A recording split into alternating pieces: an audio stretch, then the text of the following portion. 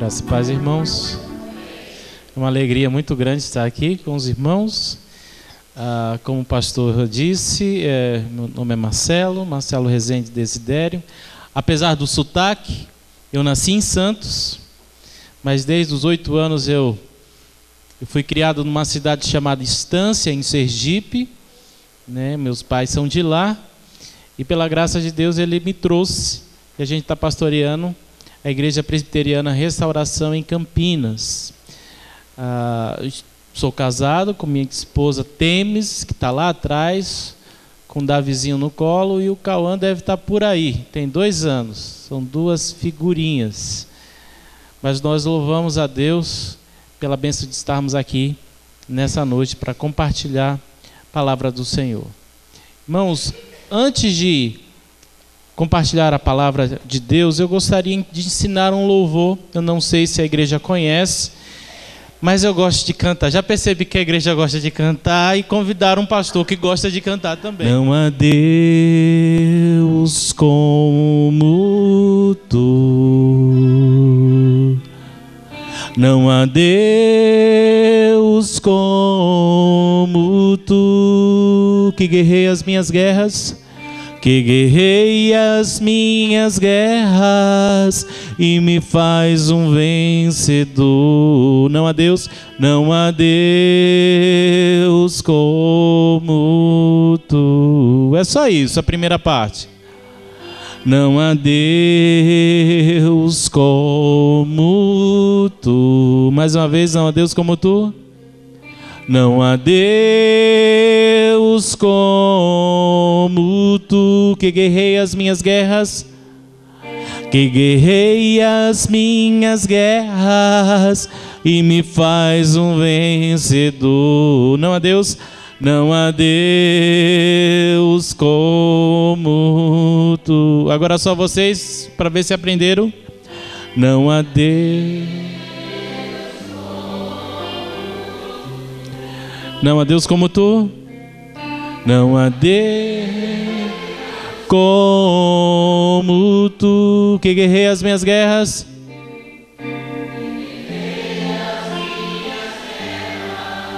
e me faz. Não há Deus como tu. Segunda parte, eu abro o coração para te adorar. Eu abro o coração para te adorar. Levanto as minhas mãos para te exaltar. Levanto as minhas mãos para te exaltar. Eu ergo a minha voz para te louvar. Eu ergo a minha voz para te louvar. Não há Deus como tu. Eu abro o coração para te adorar. Eu abro o coração para te adorar. Levanto as minhas mãos para te exaltar.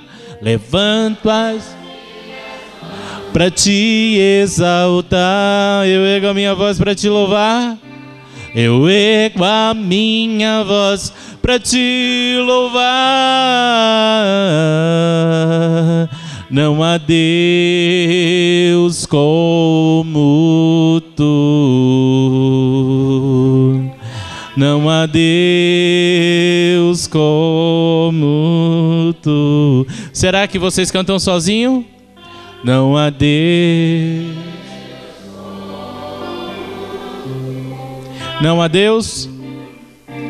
Não há Deus como tu, que guerreia as minhas guerras,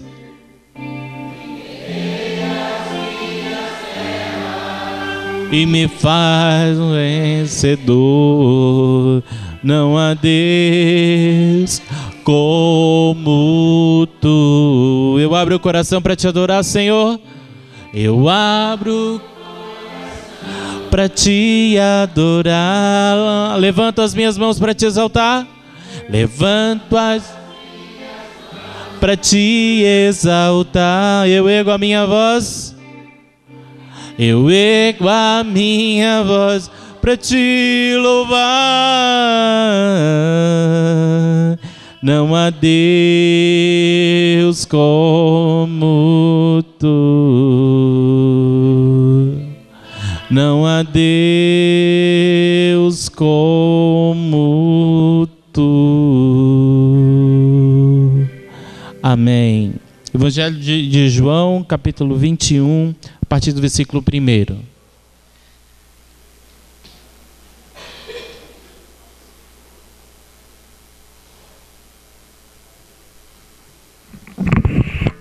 Evangelho de João, capítulo 21, a partir do versículo 1. Jesus aparece a 7 discípulos.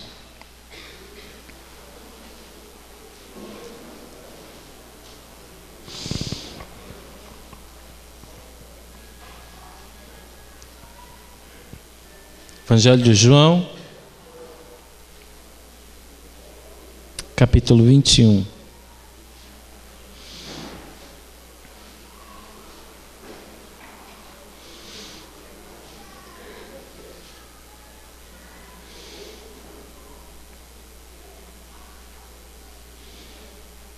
Diz assim a palavra do Senhor. Depois disto, tornou Jesus a manifestar a seus discípulos junto ao mar de Tiberíades. E foi assim que ele se manifestou. Estavam juntos Simão Pedro, Tomé, chamado Dídimo, Natanael, que era de Caná da Galileia, os filhos de Zebedeu, e mais 2 dos seus discípulos. Disse-lhe Simão Pedro: vou pescar. Disseram-lhe os outros: também nós vamos contigo. Saíram, entraram no barco, e naquela noite nada apanharam. Mas ao clarear da madrugada estava Jesus na praia. Todavia os discípulos não reconheceram que era ele. Perguntou-lhes Jesus: filhos, tendes aí alguma coisa de comer? Responderam-lhe: não. Então lhes disse: lançai a rede à direita do barco e acharei. Assim fizeram e já não podiam puxar a rede, tão grande era a quantidade de peixes. Aquele discípulo a quem Jesus amava disse a Pedro: é o Senhor. Simão Pedro, ouvindo que era o Senhor, cingiu-se com a sua veste, porque se havia despido, e lançou-se ao mar. Mas os outros discípulos vieram num barquinho, puxando a rede com os peixes, porque não estavam distante da terra, senão quase 200 côvados. Ao saltarem em terra, viram ali umas brasas, e em cima peixe, e havia também pão. Disse-lhe Jesus: trazei alguns dos peixes que acabaste de apanhar. Simão Pedro entrou no barco e arrastou a rede para a terra, cheia de 153 grandes peixes. E não obstante serem tantos, a rede não se rompeu. Disse-lhe Jesus: vinde, comei. Nenhum dos discípulos ousava perguntar-lhe: quem és tu? Porque sabiam que eram o Senhor. Veio Jesus, tomou o pão e lhe deu, e de igual modo o peixe. E já era esta a 3ª vez que Jesus se manifestava aos discípulos, depois de ressuscitado dentre os mortos. Vamos orar mais uma vez? Pai amado, Pai bendito, em nome santo do teu Filho amado Jesus, louvado seja o teu nome, porque não há Deus como o nosso Deus, um Deus que tem lutado, que tem guerreado as nossas guerras, e em Cristo Jesus nos tem feito mais que vencedores, ó Pai. Agora nesse momento, ó Deus, nós nos humilhamos diante de Ti, te pedimos, ó Deus, que o Senhor venha levar toda a mente, todo o coração cativo, obediência de Cristo, e que a Tua palavra, Senhor Deus, venha cair na boa terra dos nossos corações e venham produzir frutos para o louvor da Tua glória. Em um nome de Jesus é que nós choramos, ó Pai. Amém. Irmãos, nessa noite eu quero começar a conversar com vocês falando sobre crise. É bem possível que muitos dos que estão aqui nessa noite estão passando, estão vivendo por uma crise e que estão se sentindo perdidos, desorientados. E é bem possível que aqueles que estão aqui, que aparentemente a vida está muito boa, louvado seja Deus por isso, mas ou amanhã ou depois irão passar por uma crise.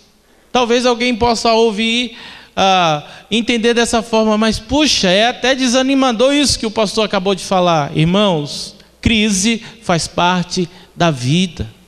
Nós andamos, compramos, vivemos entre altos e baixos. A vida é difícil para todos, independente da fé, independente da cor, independente da posição social. O que vai fazer toda a diferença é se eu confio no Senhor Jesus ou não.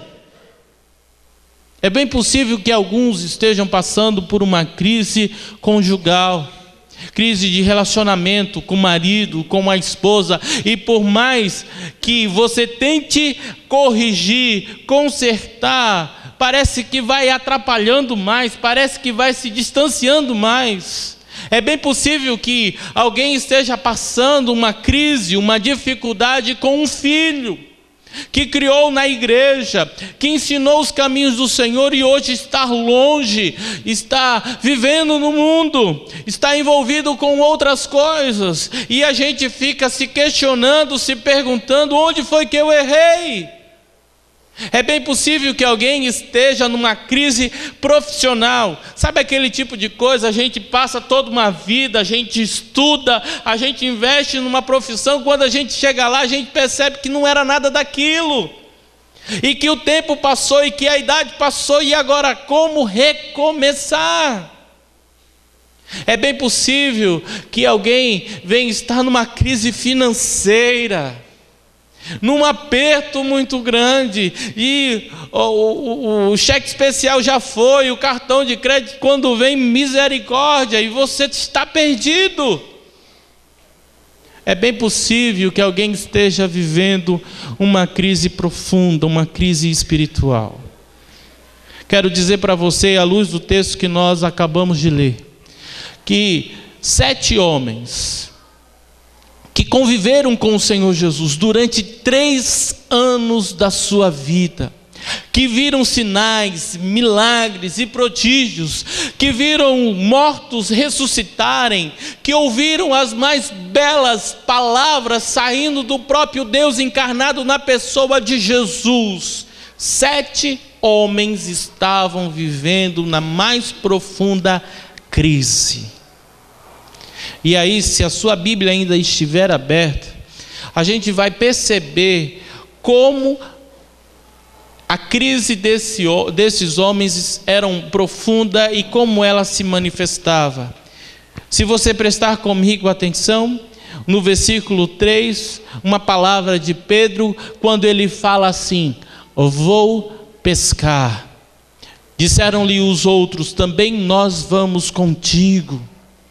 Aqui, irmãos, a gente percebe que esse grupo de irmãos estão tão desanimados que eles resolvem voltar para a velha vida.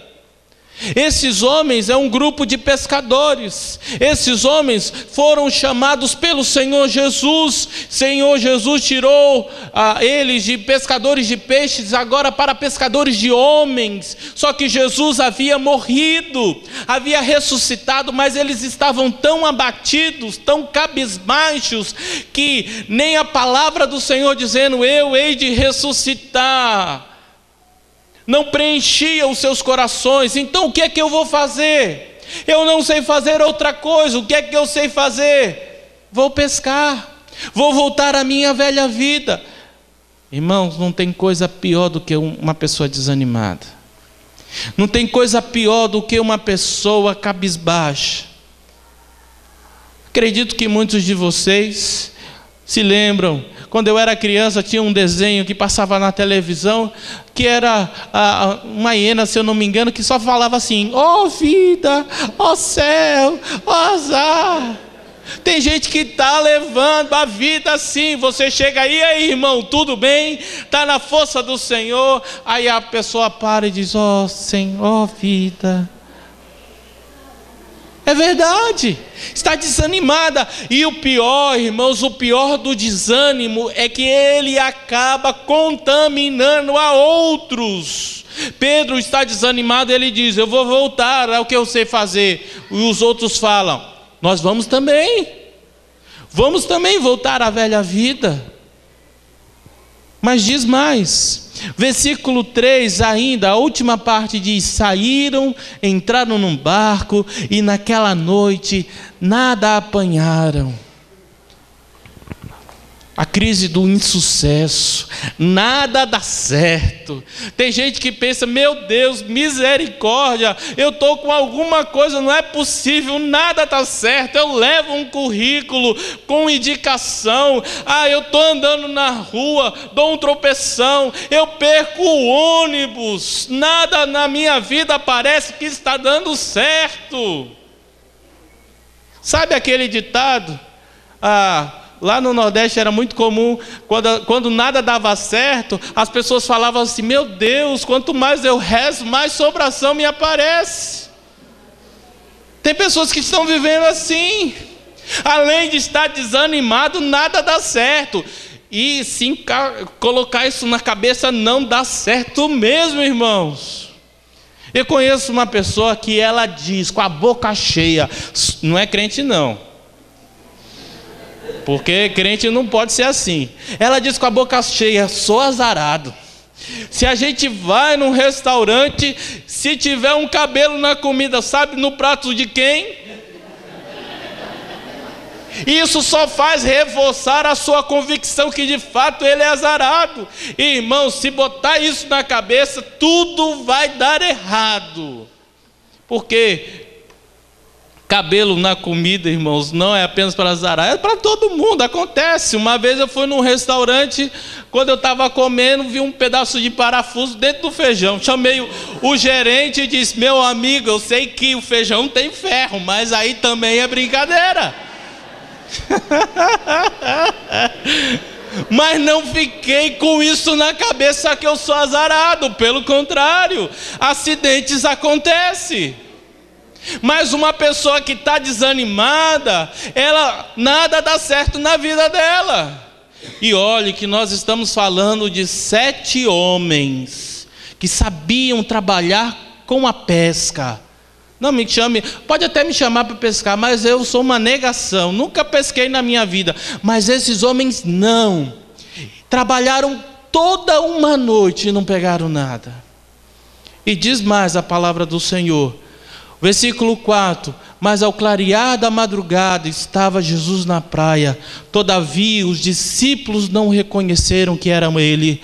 A pior coisa, na minha opinião, e o que eu peço a Deus que use de graça e de misericórdia para comigo, é quando a gente não consegue ver, não consegue discernir a presença de Deus. É quando a gente coloca em dúvida a fidelidade, a bondade de Deus. Em meio a toda a crise, em meio a toda a dificuldade, Jesus estava lá. Porém, eles não estavam reconhecendo ao Senhor. Os irmãos estão lembrados daquela passagem dos discípulos, 2 discípulos no caminho de Emaús? Que aquele aparente estranho companheiro pergunta: o que é que vocês estão conversando? E eles estavam tão entristecidos que diz o texto que eles estavam como que impedidos de o reconhecer. Irmãos, isso é muito sério. Eu tenho mais de 20 anos que caminho com o Senhor.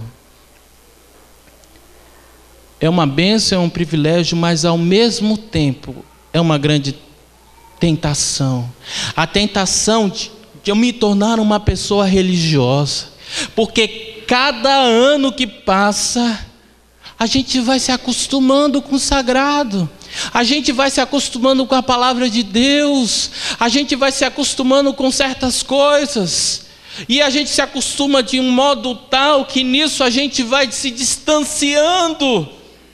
A gente não consegue mais ver o agir, o manifestar de Deus como no início, como no princípio.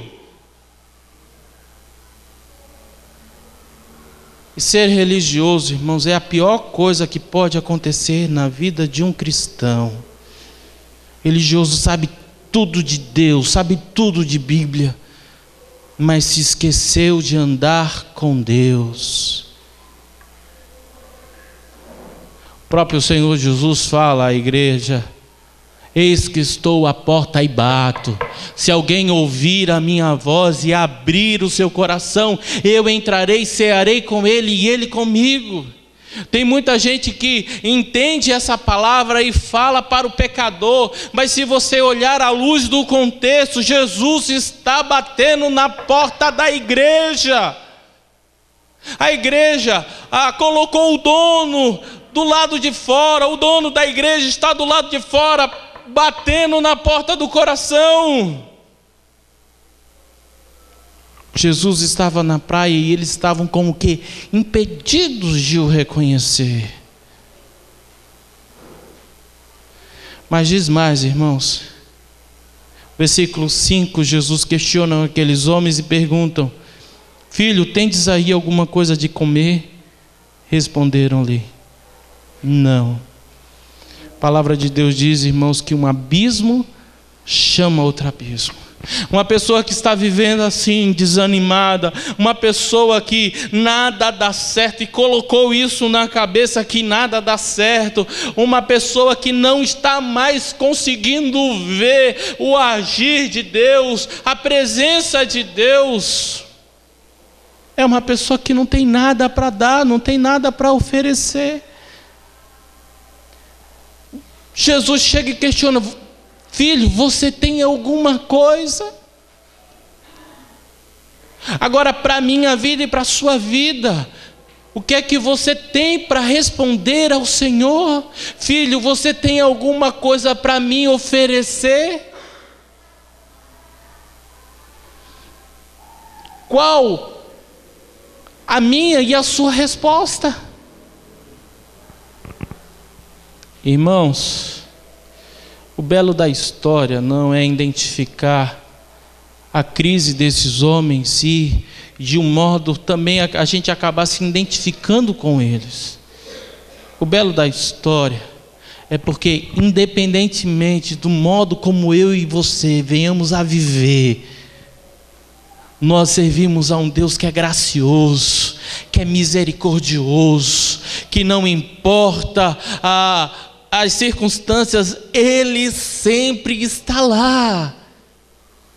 E a coisa começa a mudar na vida desses 7 homens que estão em crise.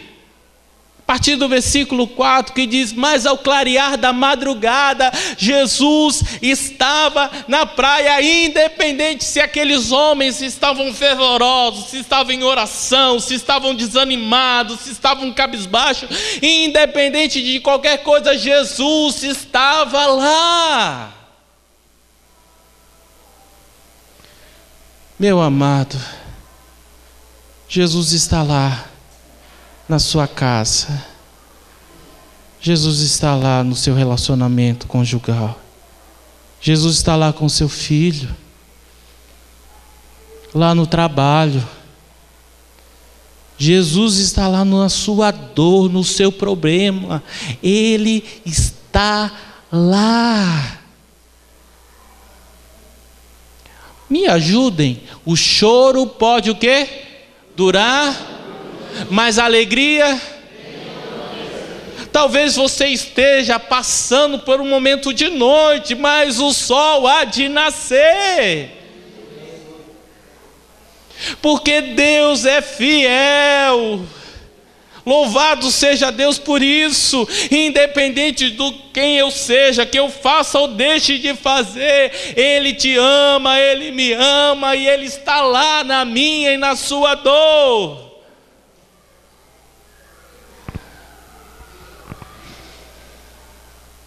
Versículo 6 diz assim: então lhes disse: já que vocês não têm nada, Lançai a rede à direita do barco e acharei. E assim fizeram, e não podiam puxar a rede, tão grande era a quantidade de peixes. Eu comecei o meu ministério no interior da Bahia, numa cidadezinha chamada Miguel Calmon. E tinha um presbítero muito amado, muito querido. Era um pai para mim. Ele tinha bem idade. E aí ele sempre falava assim: o que fazer quando eu não sei o que fazer? Você já se encontrou numa situação assim? Que você tem que tomar uma atitude, tem que fazer alguma coisa, mas você não sabe o que fazer? O que fazer quando eu não sei o que fazer? E ele na simplicidade dele, era tão sábio, que ele respondia assim: meu amado, a resposta para essa pergunta já está aí na sua boca. Se você não sabe o que fazer, por que você quer fazer alguma coisa? Não faça nada. A grande questão na minha e na sua vida é porque a gente quer fazer. Não faça, deixa Deus fazer. Aqui é Deus que dá a direção, e quando Deus dá a direção, a gente não deve temer. Com certeza eles lançaram a rede à direita, à esquerda. Eu não sei se pode lançar na frente, mas se poder, lançaram na frente e atrás, e nada deu certo. Mas quando é Jesus que dá a direção, aí as portas se abrem. Lançai à direita, a rede à direita do barco. Meu amado, meu querido, se você está na crise, primeira coisa, tenha convicção que Deus está na sua dor. Segunda coisa, peça a Deus direção para agir, para comprar, para vender, para ficar, para ir, para falar, para ficar calado, seja lá o que for. Peça a Deus direção, mas não se precipite. Com certeza, irmãos, Deus há de dar direção. Eu aprendi com o meu primeiro pastor que na minha época de juventude era uma confusão muito grande entender a vontade de Deus. Qual a vontade de Deus na minha vida sobre esse assunto? Eu não entendia, eu não conseguia entender, era tão confuso, porque os irmãos falavam: leia a Bíblia, orem, e aí a gente lia a Bíblia, eu orava, mesmo assim não entendia. E o pastor falou assim: Marcelo, a vontade de Deus é boa, é perfeita e é agradável. Se você vai ter que tomar uma decisão e ela se encaixa nisso, boa, perfeita e agradável, vá na paz, faça.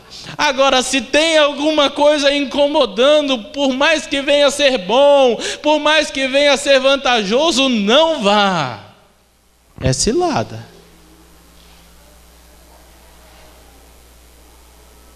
A gente tem que esperar a direção de Deus. A gente quer sair da crise o mais rápido possível. Tem gente que faz qualquer negócio para sair da crise. Irmãos, espere a direção de Deus.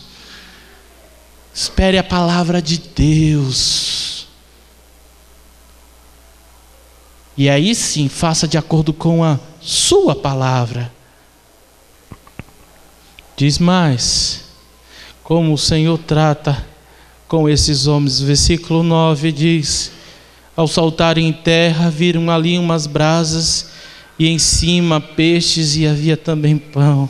Isso é tão lindo, irmãos, porque fala da providência de Deus.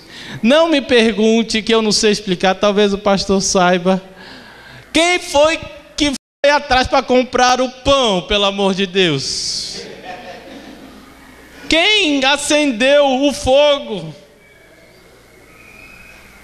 Irmãos, é providência de Deus. A palavra de Deus diz que Deus dá aos seus enquanto dorme, enquanto você está dormindo, Deus está providenciando todas as coisas. Não é por força, nem por violência, mas sim pelo meu Espírito, diz o Senhor. Não é à toa, irmãos, que em todo canto que eu vou, quando eu tenho oportunidade, eu ensino esse louvor. Não há Deus como tu, um Deus que guerreia as nossas guerras. Quem tem que lutar, irmãos, quem tem que guerrear é Ele. Porque eu e você, nós somos pobres e necessitados, mas é o Senhor que tem cuidado dos seus. Então, antes que você faça alguma coisa, antes que você resolva, é Deus que providencia. E quando você age na direção de Deus, quando você chega, já está tudo pronto. Tem o fogo, tem peixe, tem até pão. Confie nesse Deus, irmãos. Confie no Senhor. Ele está trabalhando em seu favor. Apenas creia. Só que o danado é que eu e você, a gente quer entender as coisas. A gente fica perguntando: meu Deus, eu não estou entendendo, eu não estou conseguindo ver. Irmão, você não precisa entender. O que você precisa é crer. Porque entender a gente não vai entender nunca. A gente não entende o ser de Deus. Porque Deus, na pessoa, na essência, no ser, vai além da nossa capacidade intelectual, porque Ele é Deus. A gente crê pela fé, e disso nós não abrimos mão, mas entender certas coisas não tem como. O grande desafio para mim e para você é crer no Senhor e nas suas promessas. E o belo da história, irmãos, é que no finalzinho do versículo 13 diz: veio Jesus, tomou o pão e lhes deu, e de igual modo o peixe. Quando eu era jovem, lá em Estância, tinha uns irmãos que estavam orando, e orava da seguinte forma: Senhor Deus, abre os meus olhos, eu quero ver anjos. Eu quero ver um anjo do Senhor. Aí o pastor chegava e falava: mas meu irmão, você vai fazer o que com um anjo? Pelo amor de Deus. Irmãos, quem vem ao seu encontro te abençoar, te proteger, te guardar, de lutar em seu socorro é o próprio Cristo. É Ele que serviu aqueles homens. E você não entrou nessa noite por acaso. O Senhor te trouxe aqui. Aos irmãos que fazem parte dessa igreja, o Senhor te trouxe aqui. Aos amigos que estão aqui, que foram convidados, foi o Senhor Deus que te trouxe aqui,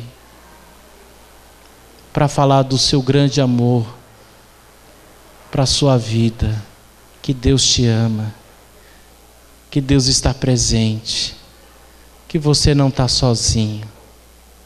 Apenas você tem que ser sensível à voz de Deus. A gente pensa que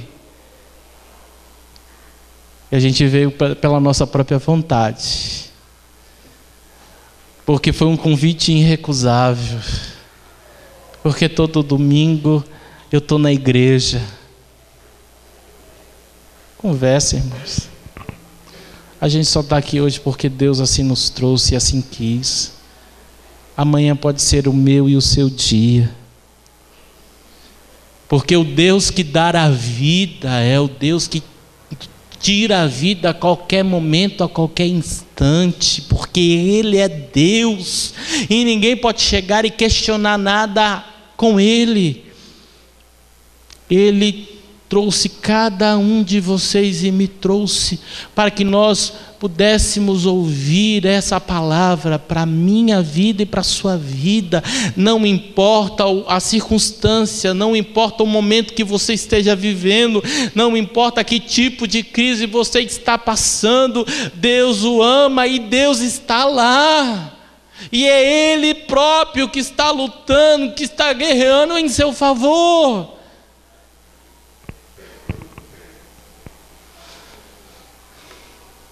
Queria fazer um desafio para você nessa noite. O grupo de louvor cantou uma música muito linda. Se vocês pudessem cantar de novo, que fala só de ouvir tua voz e sentir o teu amor.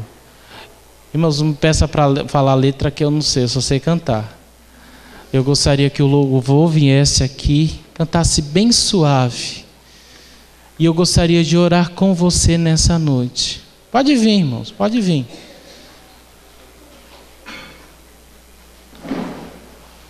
Eu queria orar com você nessa noite. Deus sabe da sua dor. Deus sabe do momento que você está passando. E tem momentos que a gente se encontra tão perdido. Tem momentos que a nossa fé é tão pequena. Tem momentos que a gente pensa que Deus está longe, está distante. Mas tudo isso é só sentimento. Só é algo do homem. Eu queria te desafiar nessa noite. Enquanto a gente vai estar cantando esse louvor, que você viesse apresentar-se diante de Deus a sua crise, seja lá o que for. A gente só vai orar. A gente vai colocar diante daquele que pode fazer infinitamente mais.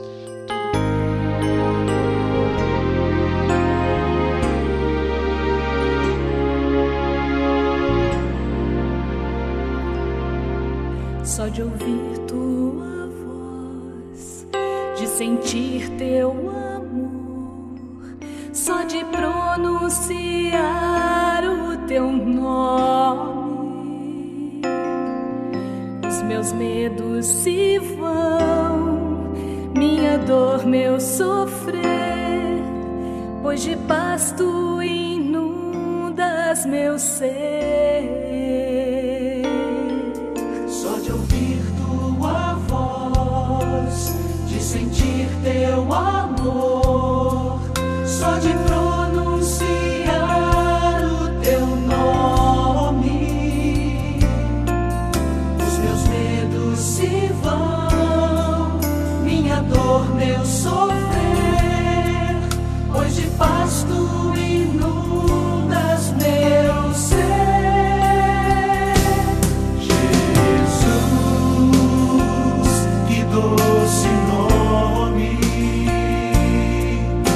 Transforma em alegria meu triste coração.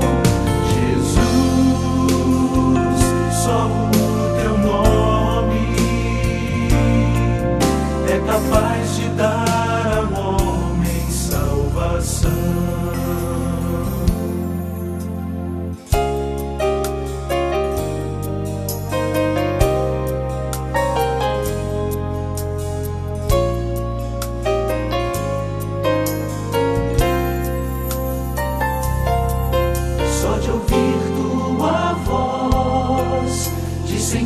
Teu amor, só de pronunciar o teu nome,